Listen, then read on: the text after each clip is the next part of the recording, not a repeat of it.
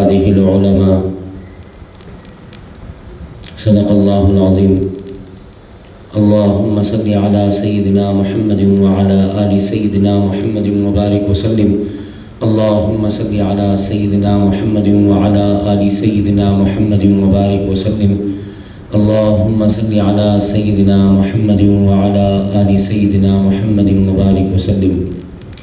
قابل صد احترام، قابل صد تکریم و تعظیم، قابل صد عزت بزرگان محترم، عزیزان گرامی، معزز و مکرم و محترم سامعین کرام، بھائیوں، دوستوں، بزرگوں اور ساتھیوں، بہت دیر سے آپ ہندوستان کی آزادی کی تاریخ سن رہے تھے اور بہت قیمتی باتیں اس حادث سے پہلے آپ کے سامنے آ چکی ہیں. تاریخ میرے بھائیوں بیان نہیں کی جا سکتی مختصر وقت میں، لیکن پڑھی جا سکتی ہے. تاریخ پڑھنے کا ہمارا مزاج ہونا چاہیے. آج موبائل کا ہی کرشمہ کہہ لیں آپ کہ مسلمانوں میں مطالعے کی عادت ختم ہو گئی ہے، پڑھنے کی عادت ہمارے اندر نہیں رہی، ہم پڑھتے نہیں ہیں، کتابوں سے ہمارا واسطہ ختم ہو چکا ہے. تاریخ پڑھنا تو ہمارا کام ہی نہیں ہے، ہم صرف سن لیتے ہیں یا پھر سوشل میڈیا پہ جو آتا ہے وہ دیکھ لیتے ہیں. ہم کتابیں پڑھنے کے عادی نہیں رہے، سوشل میڈیا پڑھنے کے عادی بن گئے.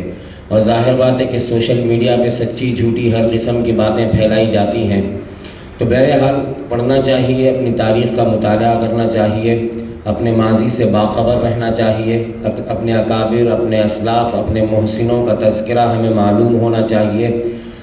جس کو اپنے محسنوں کے احسان یاد رہتے ہیں اور پھر اپنے ماضی سے جو جڑا رہتا ہے وہ انسان مستقبل کی رہبری حاصل کرتا ہے، ورنہ مستقبل کی رہبری اس کو مل نہیں سکتی.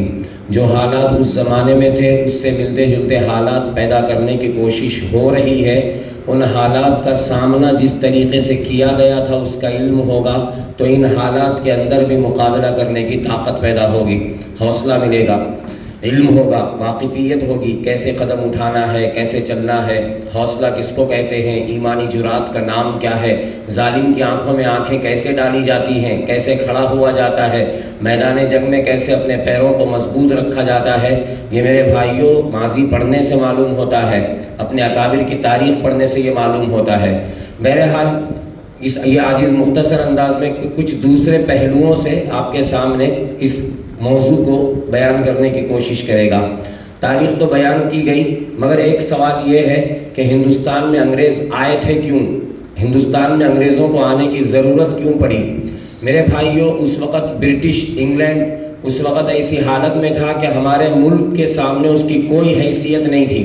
ہمارا ملک دنیا کے اندر ترقی یافتہ ملک مانا جاتا تھا. دنیا کے اندر ہمارا ملک پیداوار کے اعتبار سے سب سے زیادہ مانا جاتا تھا. بلکہ ڈاکٹر منموہن سنگھ نے ایک مرتبہ بیان کرتے ہوئے بتایا تھا کہ ہمارے ملک کی 1757 سے پہلے ہمارے ملک کی جو GDP تھی 17ویں صدی میں جو پیداوار تھی وہ پیداوار 22.6% تھی پوری دنیا کی پیداوار کے اعتبار سے. اتنی پیداوار تھی جو تقریباً سارا یورپ مل کے نہیں پیدا کر سکتا تھا، وہ صرف ہندوستان کی پیداوار تھی. ہندوستان کی GDP تھی 22.6%. اور انگریزوں نے اسی وجہ سے اس ملک پہ نگاہیں گاڑی اور جب یہاں سے واپس گئے تو 1952 کی جو رپورٹ ہے یعنی تقریباً 200 سال کے بعد کی رپورٹ ہے، وہ رپورٹ یہ ہے کہ ہمارے ملک کی پیداوار 22.6 سے گھٹ کر 3.8 تک آ گئی تھی. یعنی اتنا لوٹا گیا ہے ہمارے ملک کو ان 200 سالوں کے اندر. تو یہ ملک ہر اعتبار سے اللہ رب العزت کی نعمتوں کو بتلاتا تھا، دکھلاتا تھا. اللہ تعالیٰ کی نعمتوں کا ظہور اس ملک میں بہت ہوتا تھا، جس کی وجہ سے پہلے پرتگالیز کی نظر پڑی اور 1498 میں واسکو دی گاما یہ ہندوستان آیا تھا، گجرات کے کالی کٹ میں اترا تھا. سمندر کا راستہ پہلی مرتبہ ہندوستان کے لیے دریافت کیا تھا اس نے. پھر فرانسیسی آئے، جرمن آئے، پھر اس کے بعد ولندیزی آئے، پھر اس کے بعد انگریز آئے. اور انگریز سب سے زیادہ شاطر تھے، لہٰذا وہ سب کو یہاں سے بھگانے میں کامیاب ہو گئے اور انہوں نے ہندوستان کے اندر تجارتی پرمیشن ہندوستان کا حاصل کر لیا. بزنس کرنا ہے ہندوستان میں. تو آنے کی وجہ یہ تھی کہ ہمارا ملک ہر اعتبار سے مالا مال تھا اور وہ لوٹنے کی نیت سے آئے تھے. مہمان بن کے نہیں آئے تھے، تاجر بن کے نہیں آئے تھے، ڈاکو اور لٹیرے بن کے آئے تھے اور ان کی نیت شروع دن سے خراب تھی. ایسٹ انڈیا کمپنی قائم کی، اور آپ کو تعجب ہوگا کہ تقریباً 150 سال تک اس کمپنی نے ہندوستان کے اندر تہلکہ مچایا ہے۔ اگر آپ پوری دنیا کی کمپنیز کی تاریخ اٹھائیں گے تو سب سے زیادہ خوفناک اور خطرناک کمپنی آپ کو ایسٹ انڈیا پوری دنیا میں نظر آئے گی۔ صرف 35 لوگ تھے اس کمپنی کے مالک، شراکت دار، حصے دار، 35 لوگ، اور ان 35 لوگوں کی میرے بھائیوں یہ کمپنی اس نے پورے ہندوستان کے اندر ہنگامہ مچا دیا اور لوٹ مار کا بازار گرم کیا ہے۔ بے انتہا جانی مالی نقصان ہندوستانیوں کا کیا گیا، پہنچایا گیا، ہر طریقے سے ہندوستان کو لوٹا گیا۔ جو سونے کی چڑیا کہلایا جاتا تھا ملک، اس کو مٹی کی چڑیا بنا کے واپس چلے گئے۔ اور آج انگلینڈ، یو کے پوری دنیا کے اندر ترقی یافتہ ملکوں میں مانا جاتا ہے۔ اگر یوں کہا جائے تو بالکل غلط نہیں ہوگا کہ یہ ہماری لوٹی ہوئی دولت ہے جس کی وجہ سے آج پوری دنیا کے اندر یہ نامور بنا ہوا ہے یا مالدار بنا ہوا ہے۔ لوگ وہاں جانے کے لیے ترستے ہیں، یو کے ویزے حاصل کرنے کے لیے لوگ محنتیں کرتے ہیں، کوششیں کرتے ہیں۔ کیا تھا؟ کچھ نہیں تھا۔ جب پہلی مرتبہ انگریزوں کی طرف سے وہاں کا ایلچی، قاصد، ایمباسڈر سر تھامس رو انڈیا آیا تھا اور جہانگیر کے دربار میں کھڑا ہوا تھا، کتابوں میں لکھا ہے کہ جہانگیر نے ایک نگاہ غلط سے بھی اس کو نہیں دیکھا۔ جہانگیر اس کو اپنے برابر کا، اپنے ملک کے برابر، انگلینڈ کو جہانگیر مانتا ہی نہیں تھا۔ وہ کہتا یہ غریبوں کا ملک ہے، یہ ملک اس قابل نہیں ہے کہ اس کے ایمباسڈر کے ساتھ بادشاہ بات کرے۔ جہانگیر نے اس کو دیکھا بھی نہیں تھا۔ اور جس دن وہ پہنچا تھا جہانگیر کے دربار میں، جہانگیر کے سالگرہ کا دن تھا اور جہانگیر کو اس وقت تولا جا رہا تھا اور اس کا وزن تقریباً 250 پاؤنڈ تھا۔ اس کے شاہی لباس کے ساتھ، اس کے تاج کے ساتھ، زیورات کے ساتھ، ایک پانی کا چشمہ اور اس کے بیچ میں ترازو نصب ہے، اور اس کے ایک پلڑے پہ جہانگیر بیٹھا ہوا ہے اور دوسرے پلڑے کے اوپر کبھی ریشم کی تھانوں کے تھیلے رکھے جاتے ہیں، کبھی اجناس رکھے جاتے ہیں، کبھی چاندی کے سکے رکھے جاتے ہیں، کبھی سونے کے سکے رکھے جاتے ہیں، کبھی ہیرے جواہرات سے تولا جاتا ہے، اور جتنے چیزوں سے تولا جا رہا ہے وہ ساری چیزیں غریبوں میں تقسیم ہو رہی ہے۔ اور سر تھامس رو اپنی آنکھیں چوڑی کر کے، اپنا منہ کھول کے، حیران ششدر ہو کے دیکھ رہا ہے۔ وہ سوچ رہا ہے کہ ان تھیلوں کے اندر حقیقت میں سونا ہے یا پتھر بھرے ہوئے ہیں، چاندی کے سکے ہیں یا پتھر بھرے ہوئے، کیا ہے؟ اسے یقین نہیں ہو رہا تھا کہ کوئی ملک اتنا بھی امیر ہو سکتا ہے کہ اس کے بادشاہ کو تولا جا رہا ہے ترازو کے اندر، اور 250 پاؤنڈ یعنی تقریباً 125 کلو کا وزن اس کا ہے، اور اس کو سونے سے، چاندی سے، ریشم کے تھانوں سے، اجناس سے، غلوں سے، ہیرے موتیوں سے تولا جا رہا ہے۔ کوئی ملک اتنا بھی امیر ہو سکتا ہے؟ اسے یقین نہیں ہوا۔ جہانگیر نے اس سے ملاقات ہی نہیں کی۔ سر تھامس رو نے 3 سال سر مارا، کوششیں کی، اور بادشاہ سے نہیں، شہزادے یعنی شاہجہاں سے ملاقات کرنے میں کامیاب ہو گیا۔ تحفے تحائف دے کے شاہجہاں کو راضی کر لیا کہ آپ ہمیں اجازت دیجئے، ہم یہاں پہ اپنی کمپنی کا آفس کھولنا چاہتے ہیں اور ہم ہندوستان کے ساتھ تجارتی تعلقات قائم کرنا چاہتے ہیں۔ پھر جب شاہجہاں بادشاہ بنا تو اس نے اجازت دی کہ تم ہمارے ملک میں تجارت کر سکتے ہو، کمپنیاں قائم کر سکتے ہو۔ چنانچہ کمپنیوں کا قیام عمل میں لایا گیا۔ لکھنے والوں نے، تاریخ لکھنے والوں نے لکھا ہے کہ جہانگیر دور اندیش تھا، شاہجہاں دور اندیش نہیں تھا۔ اس نے اجازت دے دی انگریزوں کو۔ بہرحال تاریخ آپ نے سنی ہے۔ اورنگزیب عالمگیر رحمۃ اللہ علیہ کی 1707 میں جب ان کی وفات ہوئی اور تقریباً 49 سال کچھ مہینے ہندوستان کے اندر زبردست انداز میں حکومت کرنے کے بعد اورنگزیب عالمگیر رحمۃ اللہ علیہ دنیا سے تشریف لے گئے۔ جب تک اورنگزیب زندہ تھے اس وقت تک انگریزوں کی ہمت نہیں ہوئی کہ وہ اپنے پاؤں پھیلا سکیں، اپنے پنجے اس ملک میں گاڑ سکیں۔ جب اورنگزیب کی وفات ہوئی صرف 40 سال کے اندر 4 صوبوں میں انگریزوں کا تسلط قائم ہو گیا۔ فیکٹریاں قائم کرتے تھے، تجارتی فیکٹریاں کا قائم کرتے تھے، اور صرف تجارت تک محدود نہیں رہے بلکہ حکومتی معاملات میں دخل دینا شروع کر دیا۔ وہ کیسے کیا کہ وہ کیا کرتے تھے؟ اسلحہ اپنے پاس رکھتے تھے، ہندوستانیوں کو اپنے پاس نوکر رکھتے تھے، فوجیں بنائی تھی انہوں نے، اور کیا کرتے تھے؟ چھوٹے چھوٹے جو دربار ہوتے، چھوٹے چھوٹے جو ریاستیں ہوتی، ان کو آپس میں لڑاتے، اور لڑا کے پھر اپنی فوج کبھی اس کے پاس بھیجتے، پیسہ اس کے پاس، پیسہ بھی دیتے تھے، پیسہ اس کے پاس بھیجتے، اسلحہ اس کے پاس بھیجتے، اور آپس میں لڑاتے رہے۔ اور اس کے بعد جب وہ لڑ کے کمزور ہو جاتے تو انہیں اپنا کٹ پتلی بنا لیتے اور بڑی خطرناک بھاری بھرکم شرطیں ان کے اوپر عائد کر کے آہستہ آہستہ اس ریاست کے اوپر قبضہ کر لیتے۔ پھر بنگال پہ ان کی نظر پڑی اور بنگال کے اندر جو جنگ ہوئی جنگ پلاسی، اس 1757 میں یہ جنگ لڑی گئی. اس کی تفصیل آپ نے سنی، تفصیل میں نہیں جاتا. یہ عاجز صرف یہ بتانا چاہتا ہے کہ وہ جنگ جو لڑی گئی تھی جنگ پلاسی، ایک طرف نواب سراج الدولہ کی 50,000 کی فوج تھی اور دوسری طرف انگریزوں کی 3,000 کی فوج تھی. 3,000 کی فوج کا 50,000 کی فوج کے ساتھ کوئی مقابلہ نہیں. بعض کتابوں میں 50,000 لکھا ہے، بعض کتابوں میں 70,000 لکھی ہوئی فوج نواب سراج الدولہ کی. انگریزوں کی فوج کا جو سربراہ تھا وہ ایک کلرک تھا، اس کا نام تھا لارڈ کلائیو. اس کا نام تھا، بعد میں اس کو سر کا لقب ملا. پہلے لارڈ کلائیو اس کا نام، بعد میں اس کو سر کا لقب ملا. اس نے کیا کیا، یہ جنگ پہلے ہی جیت لی. انگریز جنگ میدان جنگ میں نہیں جیتتے تھے، وہ جنگ سے پہلے جیت لیتے تھے، سازشیں کر کے، مکاری کر کے، خرید کے. اور ہمیشہ ہر دور میں یہ عاجز اکثر کہا کرتا ہے کہ اس ملت کو، یا یہ وطن کہہ لو آپ، یہ وطن کہہ لو یا ملت کہہ لو، اس ملت کو جتنا نقصان دشمنوں نے پہنچایا ہے اس سے کئی گنا زیادہ نقصان غداروں نے پہنچایا ہے. آپ دشمن سے لڑ سکتے ہیں، جو سامنے سے حملہ کرے چاہے وہ طاقتور ہو چاہے کمزور ہو، آپ ڈیفینس کر سکتے ہیں، آپ کو دکھ رہا ہے وار اپنے اوپر پڑتا ہوا. لیکن جو خنجر پیٹھ پہ گھونپا جاتا ہے، پیٹھ کے پیچھے سے گھونپا جاتا ہے، آپ کے پاس اس کا جواب نہیں ہوتا. آپ کو اس وقت تک پتہ نہیں چلتا جب وہ خنجر آپ کی پیٹھ میں دستے تک گھس جاتا ہے، اس وقت تک آپ کو پتہ نہیں چلتا اور آپ کے پاس بچاؤ کا کوئی وقت نہیں رہتا. غداروں نے غداری کی. نواب سراج الدولہ کے سپہ سالار میر جعفر کو خرید لیا اور خرید کے عین میدان جنگ میں پاسا پلٹ دیا، بنگال کو لوٹا. یہ عاجز وہ اس تفصیل میں نہیں جاتا کتنا لوٹا بنگال کو. بنگال کا خزانہ بحری جہاز میں بھر کے انگلینڈ بھیجا اس نے، رابرٹ کلائیو نے. تو اس نے کیا کیا، تھوڑا سا چھپا لیا، پورا نہیں بھیجا. اور چھپایا جتنا تھا وہ تھوڑا تھا، اور وہ کتنا تھا، $3 کروڑ تھے. وہ $3 کروڑ اس نے چھپا لیے تھے. اتنی مالیت کا سونا، اتنی مالیت کا خزانہ اس نے چھپا لیا تھا. پھر انگلینڈ واپس گیا، ایک بہت بڑی جائیداد خریدی، ایک بہت بڑا محل بنایا، محل کا نام پلاسی رکھا. اور پھر پارلیمنٹ میں اس نے اپنے لیے اور اپنے باپ کے لیے ٹکٹ خریدا پارلیمنٹ کا. اور پھر اس کے بعد اس کو سر کا لقب ملا. اور بعد میں کہا کرتا تھا کہ میں نے ہاتھ تھوڑا ہلکا رکھا، کاش میں تھوڑا اور کھینچ لیتا. لیکن جنگ پلاسی کا اثر ایسا ہوا کہ وہ بہت زیادہ نشہ کرنے لگا اور اسی حالت میں مر گیا. اس کے اوپر اس کا اثر تھا. میرے بھائیو، یہ نقصانات بتا رہے عاجز کہ ان کے نتیجے کیا ہوئے. امریکن ایک رائٹر ہے، اس کا نام ہے میتھیو وائٹ.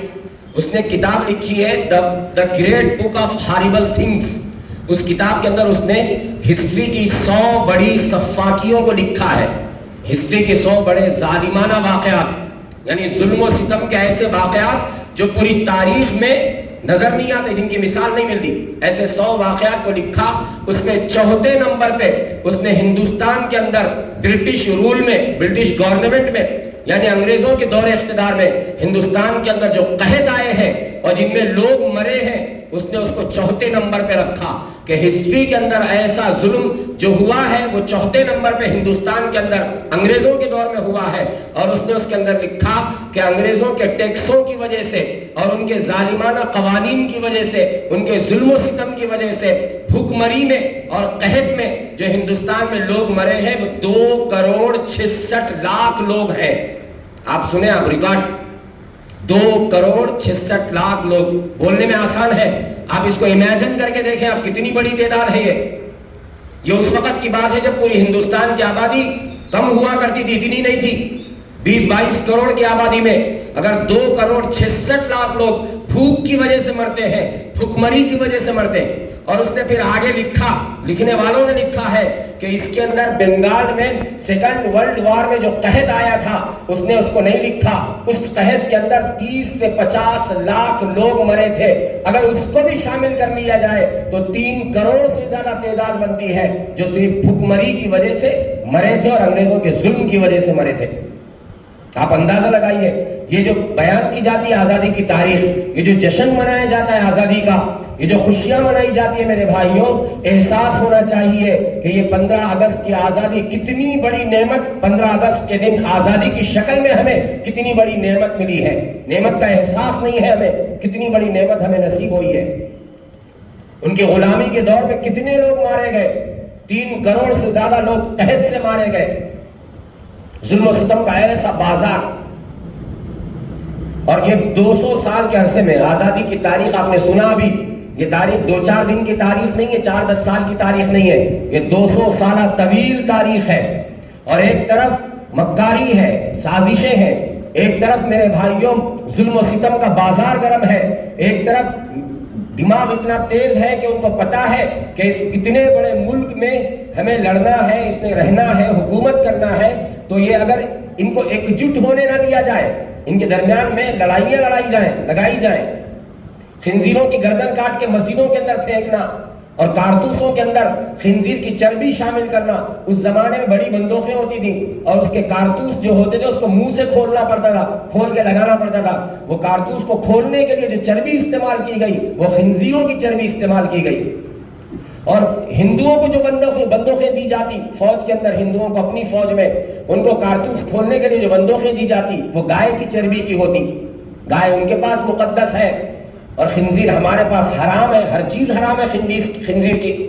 اس کی کھال, اس کے بال, اس کے ناخن, اس کی سب جانتے تھے کہ ان کو لڑاؤ آپس میں اور حکومت کرو. اس پالیسی کے تحت میں آپ کو تعجب ہوگا, کبھی بھی ہندوستان کے اندر انگریزوں کی تعداد بہت زیادہ نہیں رہی, ہزاروں کی تعداد میں, چند ہزار کی تعداد نہیں رہے, لیکن ہمیشہ اپنے دماغ سے, شاطرانہ دماغ سے یہاں پہ چالیں چل کے حکومت کرتے رہے. تو 200 سالہ طویل داستان میں میرے بھائیوں ان ہندوستان کو اچھی طرح لوٹا, ہر طریقے سے لوٹا. جو ملک امیر تھا وہ غریب بن گیا, جو ملک غریب تھا وہ امیر بن گیا, جو امیر تھا وہ غریب. کتنا لوٹا. 2015 کے اندر ایک صحافی کی رپورٹ آئی تھی, مہناز مرچنٹ ان کا نام ہے, ماہر معاشیات بھی ہیں, جرنلسٹ بھی ہیں. ان کی رپورٹ آئی تھی, انہوں نے کہا کہ 2015 کے زر مبادلہ کے اعتبار سے ہندوستان کو انگریزوں نے جتنا لوٹا ہے اس کا حساب اگر لگایا گیا تو 30 کھرب ڈالر بنتے ہیں. 30 کھرب ڈالر کتنی بڑی. آپ ایک منٹ رک کے ذرا سوچئے, حساب کر کے دیکھیں 30 کھرب ڈالر کتنے بنتے ہیں 2015 کے اعتبار سے. اب تو ڈالر کی قیمت اس سے بھی کئی گنا آگے, میرے خیال میں 20-25 روپے بڑھ گئی ہے. 2015 میں ڈالر کی قیمت جو تھی ابھی اس وقت 20-25 روپے بڑھی ہوئی ہے. اتنا لوٹا ہندوستان کو. جانی نقصان یہ کیا, بادشاہوں کو, راجاؤں کو آپس میں لڑانا, نفرتیں پیدا کرنا, پھوٹ ڈالنا, پھر اپنے سپورٹ, اپنا سہارا دینا, پھر تھوڑے دن کے بعد ان کے اختیارات کو کھینچ لینا. ٹیپو سلطان کی شہادت کا واقعہ آپ نے سنا, نواب سراج الدولہ کی شہادت کا واقعہ آپ نے سنا. اس وقت ایک لڑائی کا تذکرہ ملتا ہے جو ہندو برادران وطن کی طرف سے 1803 میں لڑی گئی. یہ لڑائی نانا فرنویس نے لڑی تھی, ان کے ساتھ ٹکوجی ہلکر ان کے ساتھ تھے, سندھیا نام کے ایک شخص تھے. ان تینوں نے مل کے انگریزوں کے خلاف لڑی تھی. ایک لڑائی کا تذکرہ ملتا ہے اس 100 سالہ تاریخ میں. اس کے علاوہ صرف مسلمان نظر آتے ہیں ہر طرف جو انگریزوں کے مقابلے پہ کھڑے ہوئے تھے. 1857 کی جنگ آزادی کے بعد میرے بھائی بات کو ختم کرتا ہوں, آپ تفصیل سے سن رہے ہیں, اور تاریخ چند ایک آدھا نشست میں بتائی نہیں جا سکتی, صرف تاریخ کے نتیجے آپ کے سامنے بیان کیے جا رہے ہیں. 1857 کی جنگ آزادی میں جو مسلمانوں کا نقصان ہوا ہے, حالانکہ اس جنگ کے اندر چند غیر مسلم, چند ہندو لوگوں کے بھی نام ملتے ہیں. منگل پانڈے کا نام ملتا ہے, رانی لکشمی بائی جو جھانسی کی رانی تھی, جھانسی کی رانی, ان کا نام ملتا ہے. چند ایسے اور نام ملتے ہیں, لیکن اکثریت مسلمانوں کی ملتی ہے. حاجی امداد اللہ مہاجر مکی رحمت اللہ علیہ, مولانا قاسم نانوتوی رحمت اللہ علیہ, حافظ زامن شہید رحمت اللہ علیہ, مولانا فضل حق خیرآبادی رحمت اللہ علیہ. اس جنگ کے اندر بھی غداروں کی غداری کی وجہ سے وقت سے پہلے, تیاری سے پہلے میدان جنگ میں آنا پڑا, اور انگریزوں نے الگ علاقوں کے اندر چن کے نشانہ بنایا. بہادر شاہ ظفر کو ان لوگوں نے اپنا سرپرست بنایا تھا, آخری مغل بادشاہ کو. انگریزوں نے بہادر شاہ ظفر کو گرفتار کر لیا. اگلے دن محل میں صبح کے وقت میں ناشتہ پیش کیا گیا. اس سے پہلے اس کا تذکرہ آیا ہے. ناشتہ پیش کیا گیا, دسترخوان لگایا گیا, 4 بڑے بڑے برتن لا کے رکھے گئے. بادشاہوں کے دستر پہ جو خوان لائے جاتے تھے, دسترخوان کے اوپر جو برتن لائے جاتے تھے, اس کا طریقہ یہ ہوتا تھا کہ اس کے اوپر لال کپڑا اڑا کے لایا جاتا تھا. وہ لا کے رکھے گئے. بادشاہ نے پہلے برتن پہ سے کپڑا ہٹایا, بڑے بیٹے مرزا مغل کا سر کٹا ہوا رکھا ہے. دوسرے برتن پہ سے کپڑا ہٹایا, دوسرے بیٹے مرزا خضر سلطان کا سر کٹا ہوا رکھا ہے. تیسرے برتن پہ سے کپڑا ہٹایا تو تیسرے بیٹے مرزا ابو بکر کا سر کٹا ہوا رکھا ہے. چوتھے برتن پہ سے کپڑا ہٹایا تو چوتھے بیٹے مرزا عبداللہ کا سر کٹا ہوا رکھا ہے. بہادر شاہ ظفر اس وقت غالباً 60 اور 70 سال کے بیچ میں ان کی عمر ہے. بوڑھی عمر میں بہادر شاہ ظفر کے آنکھوں میں نہ آنسو آئے نہ پیشانی پہ بل آئے, بلکہ بہادر شاہ ظفر نے سر اٹھایا اور اپنے بیٹوں کے چہروں کی طرف, سروں کی طرف دیکھ کے کہا, الحمدللہ میرے بیٹوں, میرے شہزادوں, آج تم نے اپنے باپ کا سر فخر سے بلند کر دیا ہے. تیموری خون سے یہی امید تھی کہ وہ اسی طرح سرخرو ہو کے اپنے باپ کے سامنے آئیں گے. یہ تاریخ ہے میرے بھائیوں. آپ اندازہ لگائیں اس باپ کے دل پہ کیا گزرے گی جس کے بیٹوں کو, جس کے نوجوان بیٹوں کو, اس کے ہم تو سنتے ہیں کہ سب سے بڑی آزمائش اس باپ کے لیے ہے جو اپنے جوان بیٹے کا کاندھا, اپنے جنازہ اپنے کاندھے پہ اٹھاتا ہے. بہادر شاہ ظفر کے دل پہ کیا گزری ہوگی جب 4 شہزادوں کے کٹے ہوئے سر سامنے رکھے ہوئے ہیں. اور ادھر میرے بھائیوں, یہاں تک ایسٹ انڈیا کمپنی تھی. ملکہ وکٹوریہ نے اس کمپنی کو 1857 کی جنگ آزادی کے بعد تحلیل کر دیا اور حکومت میں شامل کر کے ہندوستان کے حکومت کو ڈائریکٹ برٹش گورنمنٹ میں لے لیا. اور یہاں سے برٹش گورنمنٹ کا رول شروع ہوتا ہے. یہاں تک جتنی داستانیں ہیں وہ ساری ایسٹ انڈیا کمپنی کی ہیں. ہلاکت خیزیاں, تباہیاں, بربادیاں. پھر ملکہ وکٹوریہ کی طرف سے آرڈر آیا کہ جنگ کس نے لڑی ہے, اور یہاں سے جو خط لکھا گیا ہے, ہمارے بڑے اکابر بتاتے ہیں, کتابوں میں لکھا ہے کہ وہ خط آج بھی موجود ہے برٹش میوزیم کے اندر. اور اس خط کے اندر لکھا ہوا ہے کہ یہاں سے جو جواب وائسرائے نے دیا یہاں کے, اس نے لکھا کہ یہ جنگ صرف مسلمانوں نے لڑی ہے. نتیجے میں قرآن مجید کو جلانے کا حکم دیا گیا, مسلمانوں کو ختم کرنے کا حکم دیا گیا. کتابوں میں 51,500 کی تعداد ملتی ہے علماء کرام کی جن کو جلایا گیا, زندہ جلایا گیا, پھانسیوں پہ لٹکا دیا گیا. ایک انگریز رائٹر, لیڈی رائٹر لکھتی ہے کہ میں جب گزرتی تھی, میں پھانسی کے پھندوں پہ جھولتی ہوئی لاشوں کو دیکھتی تو بعض لاشیں تکلیف کی شدت کی وجہ سے انگریزی کے ہند سے 8 کی شکل کی بن جاتی, یعنی سر مڑ جاتا, پیر مڑ جاتے, اور 8 کا ہنسا دور سے دیکھے تو نظر آتا. ایسی حالت میں لٹکی ہوئی لاشیں. زندہ جلایا گیا, آگ میں کپڑے اتار کے ننگا کر کے بڑے بڑے بوڑھے علماء کو جن کی داڑھیاں سفید, جن کے بھوے سفید, ان کو آگ کے اندر زندہ جلا دیا گیا. جلانے سے پہلے ایک سوال کیا جاتا, اے جماعت, اے 40 لوگوں کی جماعت کو مخاطب کر کے کہتے کہ یہ پوری جماعت میں سے کوئی ایک بندہ کہہ دے کہ 1857 کی جنگ آزادی میں ہم شریک نہیں تھے, یعنی ہم اس جنگ کو پسند نہیں کرتے تھے, کوئی ایک کہہ دے, ہم سب کو معاف کر دیں گے. رائٹر لکھتے ہیں, پیدا کرنے والے کی قسم, کسی ایک نے انگریز کے سامنے سر نہیں جھکایا, کسی ایک نے. زندہ جل جاتے, جل جانا گوارا کیا. آپ دیکھیں یہ جرات کیا ہے, یہ ہمت کیا ہے. یہ ہمت میرے بھائیوں حقیقت کے اعتبار سے اگر دیکھا گیا تو ایمان سے پیدا ہوتی ہے. علماء کرام کو دریائے راوی کے اندر پھینکا جاتا اور اوپر سے گولیوں کے نشانے بنائے جاتے. علماء کرام کو خنزیر کی کھالوں میں لپیٹ کے ہاتھیوں سے کچلایا جاتا, کچل دیا جاتا. علماء کرام کو بوریوں میں لپیٹ کے دھونی دی جاتی اور دم گھونٹ کے ان کو مار دیا جاتا. سب سے دردناک اور ہولناک منظر تو وہ تھا جب بوڑھے بوڑھے علماء کرام کو گٹھری کی شکل میں لپیٹ دیا جاتا اور توپ کے دہانے سے باندھ دیا جاتا اور توپ کے گولے چلائے جاتے. لکھنے والے لکھتے ہیں, ایک انگریز رائٹر کہتا ہے, میں اپنی بیوی کے ساتھ بگھی پہ سوار ہو کے ایک مرتبہ راستے سے گزر رہا تھا. میں نے دیکھا توپ لگے ہوئے ہیں اور توپوں کے سامنے کچھ باندھا ہوا ہے. میں نیچے اترا, میری بیوی نیچے اتری, اور ہم نے دیکھا کہ معلوم کیا تو معلوم ہوا کہ یہ مسلمانوں کے علماء ہیں جن کو توپوں کے دہانوں سے باندھا گیا ہے.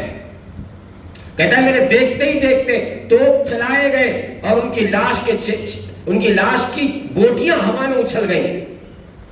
ایسے لگتا تھا جیسے کسی نے کاغذ کو پھاڑا ہے اور اس کے پرزے ہوا میں بکھیر دیے ہیں. ایسا گوشت ہوا میں بکھرا ہوا ہے. کبھی کبھی تو کسی عالم کا سر اچھلتا اور اتنی اوپر جا کے نیچے گرتا کہ کسی انسان پہ یا کسی جانور پہ گرتا تو اس کی موت واقع ہو جاتی. اور خون زمین پہ ایسے گرتا جیسے بادلوں سے پانی نہیں برس رہا, بادلوں سے خون برس رہا ہے. کہتا ہے کہ میری بیوی کے پیروں کے پاس کسی کا سر آ کے گرا. آپ اندازہ لگائیے قربانیوں کی داستان. 5 لاکھ سے زیادہ مسلمان, کوئی معزز مسلمان نظر آتا, کسی کے چہرے پہ اسلام کی علامت نظر آتی, اسے شوٹ ایٹ سائٹ کا آرڈر تھا کہ شوٹ کر دو. 5000 کے قریب مسلمانوں کو جزیرے انڈومان نکوبار میں مالٹا کی جیل میں قید کیا گیا. 5000 مسلمانوں.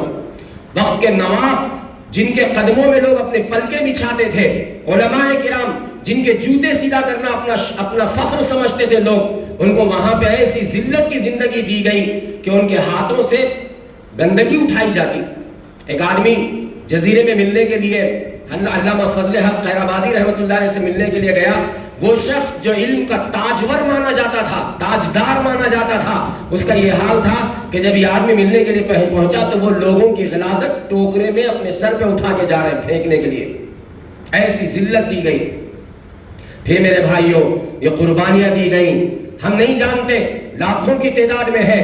جو معلوم ہے وہ بہت تھوڑے ہیں, جو نہیں معلوم وہ بہت زیادہ ہے, جن کی تعداد نہیں معلوم, جو اس وطن کی مٹی پہ قربان ہو گئے, مٹی میں دفن ہو گئے. لیکن میرے بھائیوں, اگر آپ ان کے جذبات کی قدر کرتے ہوئے آپ اس مٹی کو سونگیں گے, مٹی کے ذرے ذرے سے ان کے لہو کی مہک آئے گی. یہاں کا پتھر اٹھائیں گے, پتھر کے نیچے سے ان کی لہو کی مہک محسوس ہوگی. ہمیں فخر ہے اپنے اسلاف پہ جنہوں نے غلامی کی زندگی سے آزادی کی موت کو پسند کیا اور قبول کیا اور ترجیح دی, اور ان کی سب کی یہ آواز ہے, ان کی قربانیاں چیخ چیخ کے ہم سے کہتی ہے کہ اے مسلمانوں, ہندوستان میں رہنے والوں, قیامت تک کے لیے ہماری قربانیوں کا اعلان اپنے گرہ میں باندھ لو کہ غلامی کی زندگی سے عزت کی موت بہتر ہے.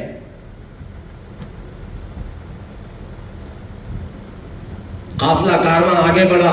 جمعیت العلماء کی قیادت میں مولانا ابوالکلام آزاد, مہاتما گاندھی جی, نہرو جی اور شہید بھگت سنگھ, ایسے بہت نام ملتے ہیں جنہوں نے اس ملک کو آزاد کرانے میں اپنا حصہ لگایا, اپنا کردار نبھایا. ہمیں اعتراف ہے, ہم یہ نہیں کہتے کہ ہندوستان کی آزادی میں صرف مسلمانوں کا ہاتھ ہے. ہم یہ کہتے ہیں یہاں کے ہر برادری, ہر طبقے نے اپنا حصہ لگایا ہے, اور ہر ایک کے قربانیوں کے انمٹ نقوش ہے جو موجود ہے.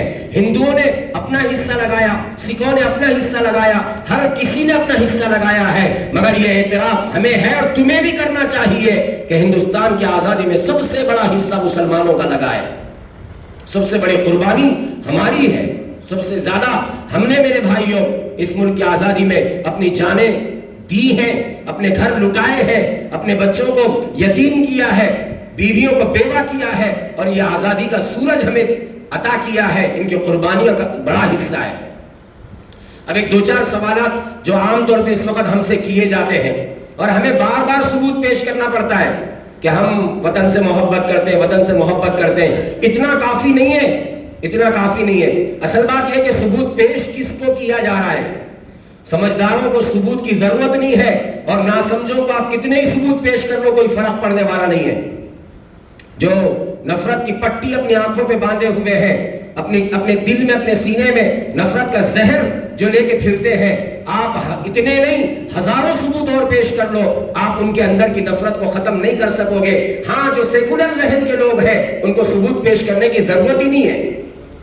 کوئی آپ سے سوال کرتا ہے کہ آپ کے لیے وطن پہلے ہے یا مذہب پہلے ہے, یہ سوال ہم سے کیوں, تم سے کیوں نہیں؟ یہ سوال تم سے کیوں نہیں, ہم سے کیوں کیا جاتا ہے؟ تم بھی تو جواب دو نا اس کا, ہم ہی جواب کیوں دیں اس کا؟ بہرحال کہا گیا کہ اس کا جواب کیا ہے, پوچھا گیا کہ اس کا جواب کیا ہے, تو یہ حدیث کہتا ہے کہ اس کا جواب سامنے والے کی نفسیات کو دیکھ کر دینا پڑتا ہے. یہ جواب ہر ایک کے لیے نہیں ہے کہ وطن پہلے ہے یا مذہب پہلے ہے, شریعت پہلے ہے یا کانسٹیٹیوشن پہلے ہے, کیا پہلے ہے تمہارے لیے؟ سامنے والے کو دیکھ کے اس کا جواب دینا پڑتا ہے. سامنے والا مسلمان ہے تو اس کا جواب یہ ہے کہ شریعت پہلے ہے, مذہب پہلے ہے, شریعت ہر چیز پہ مقدم ہے. ہم یہاں نہیں پیدا ہوتے, کہیں اور پیدا ہوتے, ہم وہاں بھی شریعت کو سب سے پہلے رکھتے. ہمارے لیے شریعت سب سے پہلے ہے. سامنے والا اگر کٹر ذہنیت کا ہے اور آپ کی زبان سے وہ یہی جواب سننا چاہتا ہے تو آپ اس کو جواب الزامی دیں, الگ جواب دیں. آپ اس کو کہیں تمہارے لیے ماں پہلے ہے یا باپ پہلے ہے. الزامی جواب ہے یہ, حقیقت کا جواب نہیں ہے یہ. حقیقت کا جواب تو یہاں پہ یہ ہے کہ شریعت سب سے پہلے ہے، لیکن سامنے والے کی نفسیات ایسی ہے کہ وہ آپ کی بات کو اپنے مطلب کے لیے استعمال کرنا چاہتا ہے، تو آپ اس کو جواب دیں کہ تمہارے لیے ماں، ظاہر بات ہے اس کا جواب نہیں دیا جا سکتا، تمہارے لیے سیدھی آنکھ پہلے ہے یا بائیں آنکھ پہلے ہے، تمہارے لیے یہ ہاتھ پہلے ہے یا یہ ہاتھ پہلے ہے، ظاہر بات ہے دونوں ایک وقت میں ضروری ہے، ایک وقت میں دونوں ضروری ہے، تو اس کا جواب ہر ایک کے لیے ایک جیسا نہیں ہے، سامنے والوں کی نفسیات کے حساب سے اس کا جواب دیں گے۔ غیر مسلم پوچھے تو آپ ان کو بتائیں، آپ ان کو کہیں کہ بھئی دونوں ہمارے لیے ضروری ہے، اور پھر ان کو یہ بتائیں کہ ہم اس شریعت کو مانتے ہیں جو شریعت وطن سے محبت سکھاتی ہے، جو شریعت وطن کے قوانین کو ماننے کا حکم۔ ایک اور ایک سوال کیا جاتا ہے کہ بھئی مدرسوں کے اندر فلیگ ہوسٹنگ کیوں نہیں ہوتی؟ یہ سوال غلط ہے، مدرسوں کے اندر فلیگ ہوسٹنگ ہوتی ہے، اکا دکا کوئی مدرسہ ایسا ہوتا ہے جس میں نہیں ہوتی، آج کل تو تقریباً ہر مدرسے میں ہو رہی ہے فلیگ ہوسٹنگ، اور یہ سوال ہم سے کیا جا رہا ہے۔ اس سے پہلے جناب خیر الدین صاحب نے بتایا کہ RSS کے ہیڈ کوارٹر میں فلیگ ہوسٹنگ نہیں ہوتی تھی، بالکل نہیں ہوتی تھی، ان سے کوئی پوچھتا نہیں، ان کو تو یہاں پہ ہندوستان کے سب سے معزز شہری ہونے کی سند دی جا رہی ہے لال قلعے کی دیواروں سے، جو اپنے ہیڈ کوارٹر ہر طریقے سے نفرت پھیلائی جا رہی ہے اور لوگوں کے ذہنوں کو زہر آلود کیا جا رہا ہے، زہریلا بنایا جا رہا ہے، اس وقت نفرت پھیلائی جا رہی ہے اور مسلمانوں کو سکھایا جا رہا ہے، مسلمانوں کے بارے میں بتایا جا رہا ہے کہ یہ وحشی ہوتے ہیں، درندے ہوتے ہیں، انویڈرز ہیں، باہر سے آئے ہوئے لوگ ہیں، اندر کے لوگ نہیں ہیں، بار بار یہ بتایا جا رہا ہے۔ یہ اس وقت کیوں نہیں کہا گیا جب ہمارے اسلاف اپنی جانیں قربان کر رہے تھے ہندوستان کی آزادی کے لیے؟ ہم یہاں پہ کرایہ دار نہیں ہیں، ہم اس ملک کے حصے دار ہیں، کرایہ دار نہیں ہیں، ہم یہیں پیدا ہوئے، اسی مٹی سے ہم اٹھے ہیں اور اسی مٹی میں ہم دفن ہوتے ہیں، یہ ہمارا ملک ہے، اس ملک کی شہریت ہم سے کوئی نہیں چھین سکتا۔ تو بہرحال میرے بھائیوں، یہ ملک جو آزاد ہوا، آزادی میں سب کا ہاتھ ہے، سب کا حصہ ہے، لیکن اب انگریزوں کی نقل کرتے ہوئے کچھ لوگ انگریزوں کے نقش قدم پہ چلتے ہوئے دوبارہ پھر وہی تاریخ دہرانا چاہتے ہیں، انگریزوں کی تاریخ۔ یہ وہ لوگ ہیں جو تاریخ سے سبق نہیں لیتے، ان کو نہیں پتا ظالموں کا انجام کیا ہوا ہے، یہ نہیں جانتے ظالم کبھی پھولا پنپا نہیں ہے، ظالم ہمیشہ ناکام ہوا ہے اور ظالموں کا انجام عبرتناک ہوا ہے۔ فرعون کی تاریخ سے، نمرود کی تاریخ سے، ابو جہل ابو لہب کی تاریخ سے، ہٹلر کی تاریخ سے سبق نہیں لیتے، یہ ہٹلر کی تاریخ کو دہرانا چاہتے ہیں، انگریزوں کی تاریخ کو دہرانا چاہتے ہیں۔ میرے بھائیوں، ہمارا کام ہے کہ وہ نفرت پھیلانے کی کوشش کریں اور ہم محبت پھیلانے کا کام کریں، ہم غیر مسلم بھائیوں کے ساتھ اچھے تعلقات پیدا کریں، ہم ان کے ساتھ ملیں، ان کے ساتھ دوستی کریں اور ان کے ساتھ بیٹھے بات کریں، ان کو اپنے اخلاق دکھائیں، ان کو بتائیں مسلمان وہ نہیں ہوتا جو فلم میں ولن بنا کے پیش کیا جاتا ہے، مسلمان تو میرے جیسا ہوتا ہے جو اخلاق والا ہوتا ہے، جو تمہارے ساتھ بیٹھتا ہے، تمہارے ساتھ باتیں کرتا ہے، تمہارے دکھ درد میں تمہارا ساتھ دیتا ہے۔ مسلمان فلموں میں دکھائے ہوئے کردار کی طرح نہیں ہوتا، فلموں میں تو پورٹریٹ کیا جاتا ہے، کردار کو بنایا جاتا ہے، بگاڑا جاتا ہے، لیکن تمہاری آنکھوں کے سامنے پھرنے والے مسلمان، یہ مسلمان کیا یہ غدار نظر آتے ہیں تمہیں؟ کیا یہ مسلمان دہشت گرد نظر آتے ہیں تمہیں؟ اپنے اخلاق سے اللہ کے رسول صلی اللہ علیہ وسلم، ایک اور بات یہ عاجز عرض کرنا چاہتا ہے، ہمیں چاہیے کہ ہم اللہ کے نبی کی سیرت کو پڑھیں اور ہمیں چاہیے کہ ہم اللہ کے رسول صلی اللہ علیہ وسلم کی سیرت اپنے بچوں کو پڑھائیں۔ ہم اس میں بھی بہت کوتاہی کر رہے ہیں، اس عاجز نے پہلے ہی بتا دیا، مطالعے کا مزاج ہی ختم ہو گیا ہمارا، پڑھنے کا مزاج ہی نہیں ہے ہمارا۔ پڑھیں میرے بھائیوں، سیرت کی چھوٹی چھوٹی کتابیں لیں، ہر زبان میں مل جائے گی آپ کو اردو آتی ہے اردو میں ملے گی، رومن انگلش تو ہر ایک کو آتی ہے اس میں ملے گی، تیلگو میں ملے گی آپ کو کتابیں۔ اللہ کے محبوب کی سیرت سے بہتر سیرت اللہ کی قسم پوری کائنات میں کسی کی نہیں ہے، اور اس سے زیادہ لوگوں کے لیے ہدایت کا سامان کسی کی سیرت میں، کسی کی زندگی میں نہیں ہے۔ سیرت پڑھیں پھر اسے اپنائیں، اللہ کے محبوب کے اخلاق کو اپنائیں۔ آپ نے فرمایا ایمان والا حشاش بشاش رہتا ہے، مسکرانے والا رہتا ہے، مسکراہٹ کے ساتھ آپ ان سے ملاقات کریں، آپ اچھے اخلاق سے ملیں، وہ آپ کو نفرت سے دیکھیں گے۔ یہ عاجز دیکھ رہا ہے اس وقت کہ راستے سے چلتے ہوئے جو نا بہت سارے لوگ ہیں جو ہمارے حلیے کو دیکھ کے اپنی آنکھوں میں نفرت سجاتے ہیں اور نفرت سے گھور کے دیکھتے ہیں، ہم ان کی طرف ایک مسکراہٹ اچھالیں، محبت سے ان کو دیکھیں۔ وہ نفرت دکھائیں گے یہ ان کے اندر کی چیز ہے، ہم محبت دکھائیں گے یہ ہمارے اندر ہے، جس کے اندر جو ہوتا ہے وہی نکلتا ہے باہر۔ محبت کے ساتھ، نرمی کے ساتھ، اخلاق کے ساتھ ان سے پیش آئیں۔ ایک فضا، ایک ماحول ایسا بنے جس سے دعوت کا نظام قائم ہو. اگرچہ کہ اس وقت براہ راست دعوت دینا تو ہمارے ملک کے اندر منع کر دیا گیا اور اس کے اوپر پابندیاں لگا دی گئی ہیں، لیکن ہمارے اخلاق تو دعوت ہے نا. مسلمان کا تو چلنا پھرنا بھی دعوت ہوتا ہے. ان کے ساتھ ملاقات کریں. کاروباری حلقے کے جو لوگ ہیں ان کے دکان پہ اگر آئے وہ غیر مسلم، کبھی دھوپ کا وقت ہو تو آپ کہیں کہ بھئی پانی پی لو. چھوٹی چھوٹی چیزیں ہوتی ہیں لیکن دل پہ جا کے لگتی ہیں، اثر کرتی ہیں، دل پہ اس کا اثر ہوتا ہے. نرمی کے ساتھ محبت. ڈیلیوری بوائے آپ کے گھر پہ کچھ ڈیلیوری لے کے آیا، دھوپ کا وقت ہے، آپ اس کو خالی ڈیلیوری لے لیتے. آپ اس سے پوچھیں گے بھائی پانی پیو گے، چائے پئیں گے یا ٹھنڈا پئیں گے، کچھ پوچھ لیں آپ. وہ منع کرے گا وہ، لیکن آپ کے اخلاق کا اچھا اثر پڑے گا. یہ عاجز جب دیکھتا ہے نوجوان بچوں کو راستے پہ، خاص طور پہ مسلمان نوجوان بچوں کو بائک چلاتے ہوئے، یہاں پہ ہے نہیں مسلمان نوجوان، ظاہر بات ان کی دلچسپی کا سامان نہیں ہے یہاں پہ. اگر کوئی ڈانس پروگرام ہوتا تو بڑی تعداد میں ہوتے، یا کوئی مشاعرہ، کوئی چیخنے چلانے کی چیز ہوتی تو بڑی تعداد میں ہوتے.